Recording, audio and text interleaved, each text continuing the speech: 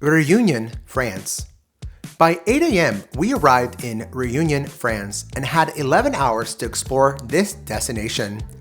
We disembarked at Pont de Gele, commonly referred to as Le Port. After quickly getting off the ship, we shuttled less than a quarter mile to the tourist terminal since the ship docked in an active shipyard.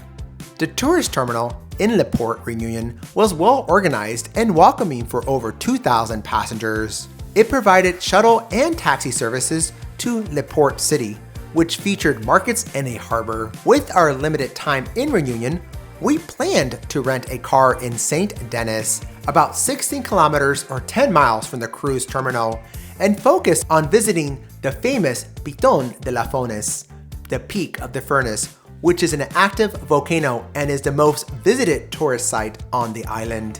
However, the main highway to St. Denis was closed during our visit, which forced us to cancel our initial plans. So we had to quickly look for a taxi or a private driver. Fortunately, after repeatedly asking several private tour guides for assistance, one guide mentioned that he had a friend looking for work that day.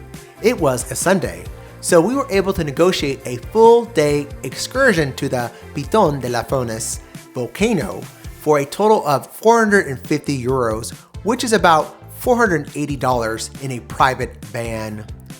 Realizing we don't need an entire van for ourselves and seeing that other passengers were struggling to find a private tour, we sought to recruit 2 additional people to join us. This reduced the cost to about $120 per person, split among 4 people. And the cruise was offering the same excursion, but for $189 per person, so we saved while also enjoying the day at our own pace. So we made our way south to the Piton de la Furnace, or La Volcan, which was about 70 miles or 110 kilometers away, making the drive a little over an hour and a half. Réunion is a French-administered island off the coast of Africa, with a population of almost 870,000 people. Known for its natural beauty, Réunion offers some of the best hiking opportunities. The drive down on National Route 1 was pretty spectacular, showcasing beautiful coastlines for the first 45 minutes. And as we ascended on National Route 3, we passed through some lush green forest and pastures. At a high elevation, the driver stopped at a famous viewing point called Ramparts River Valley, which provided the most breathtaking view of the entire trip. The Ramparts, which is a wall-like ridge, was more than 1,000 meters or 3,200 feet high, and the view was absolutely stunning. After a few minutes, we continued with our journey to the active volcano. The driver made a quick stop at the cumbersome crater, a caldera that is part of Le Volcan. We continued towards Le Volcan and stopped at the Plon des Sables viewpoint, which offered a breathtaking view of the unique volcanic landscape. Badu Belokoma, often referred to as the gateway to hell, is the main access point to the volcano's summit.